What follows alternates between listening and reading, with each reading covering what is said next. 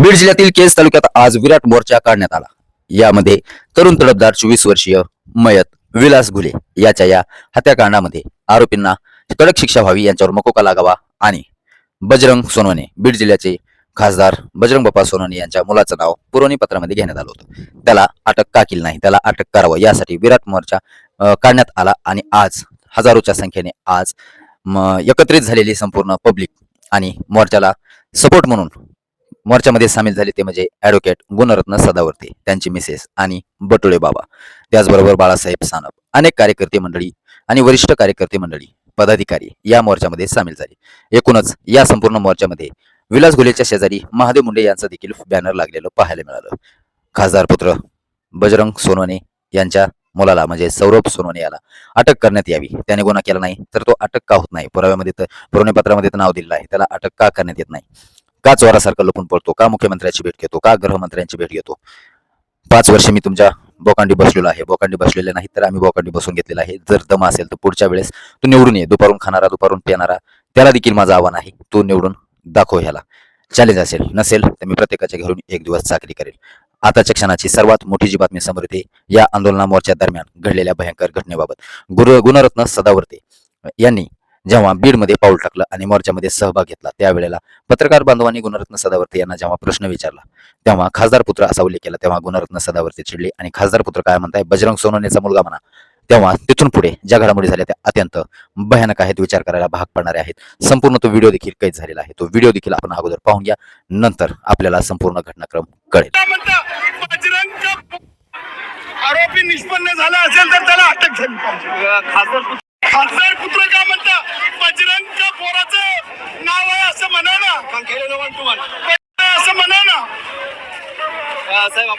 राजकीय बाबतीत मला बोलायचं नाही।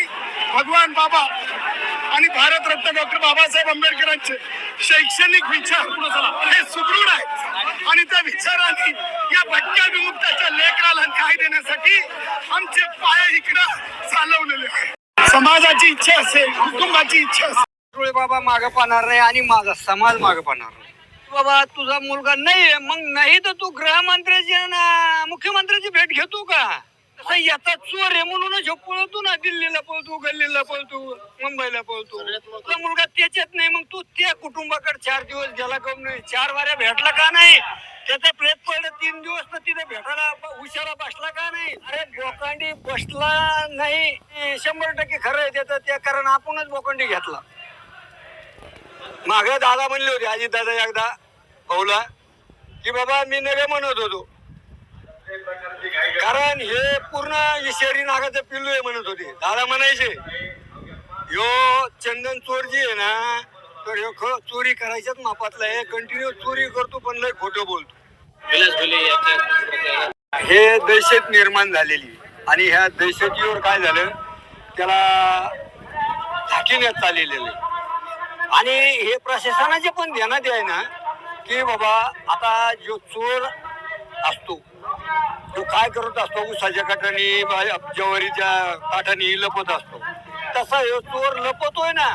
मुख्यमंत्र्याची भेट घेतो, गृहमंत्र्याची भेट घेतो, नाही म्हणत नाहीत आम्हाला काही नाही। आमचा फक्त जे घुले कुटुंबातला तरुण मुलगा 22-23 वर्षाचा मुलगा गेला आणि आज त्याची मंडळी 22 का काय वय आहे मंडळीचं। एक लक्षात घ्या, याच्यात काही तरुण आहेत, काही लेकीबाळीवाले आहेत। लेकीची यातना ज्याला लेख आहे त्याच बापाला यातना कळते लेकीची, दुसऱ्याला कळणार नाही। आज तिच्या बापाला काय वाटत असेल का? आणि हे माधवचोद आईस करते, खातेत पितेत, इकडे तिकडे हिंडत आहेत। तर ह्या मुली करता हिला आयुष्य काढायचंय, याच्या करता जीव गेला तरी बटुळे बाबा मागं पाहणार नाही आणि माझा समाज मागं पाहणार नाही। खासदार तर असं बोललेत की माझा मुलाचा त्याच्यात सहभाग असेल तर मी त्याला पोलीस स्टेशनमध्ये घेऊन येईन। अहो साहेब, तुम्ही बोलता ते पटतंय ना की बाबा तुझा मुलगा नाहीये, मग नाही तर तू गृहमंत्र्याची ना मुख्यमंत्र्याची भेट घेतो का? तुम्हाकडे मीडिया नाहीये ना, तो गुन्ह्याचा व्हायलाच पाहिजे। बरं अटॅक झाले नाही काय? आता लोकच्या अटॅक वाल्याला फाशा झाल्यात का? बरं याच मुलगा नाही त्याच्यात मी माझं आजही 2 महिन्यापासून तीच ट्रीटमेंट आहे. मी सांगतो की बाबा तुझा मुलगा त्याच्यात नाही, मग तू त्या कुटुंबाकडे 4 दिवस गेला काऊन नाही, 4 वाऱ्या भेटला का नाही, त्याचा प्रेत पडलं 3 दिवस तर तिथे भेटायला उशाला बसला का नाही. तू प्रतिनिधी होता जे जिल्ह्याचा, तू चोर नाही आहे ना, तर मग पळतो का? त्याला उलट उस द्यायला पाहिजे होतं. त्यावेळेस आमच्या सर्व ओबीसी समाजाने सांगितलं असतं की नाही हो, एक माणूस आपल्या करताय आणि समाजात याचा काही दोष नाही, त्यावेळेस ठरलं असतं समाजाने. पण तू इकडे प्रेत पडलं आणि तिकडे मुंबईला चालू मुख्यमंत्र्याकडे, दुसरं झालं का लगे गृहमंत्र्याकडे. म्हणजे तू तुझ्या हाताने. आणि पोलीस प्रशासनाला पण माझी विनंती आहे की तुम्ही नेमकं काय करता, काय तुम्हाकडे काय कोणता नियम आहे? अरे तुम्हाला चोरच जर गाव असला ना, तुमच्यात एकटा चोरी केलेली गाव असताना याने चोरी केली नाही, मग ह्यो जातोय कस काय मंत्र्याकडे आणि गृहमंत्र्याकडे? हे पोलीस प्रशासनाचं काम आहे, लक्षात द्यायला पाहिजे. त्याच्या लक्षात आलंय, पण हे पण सगळे भरपूर अगदी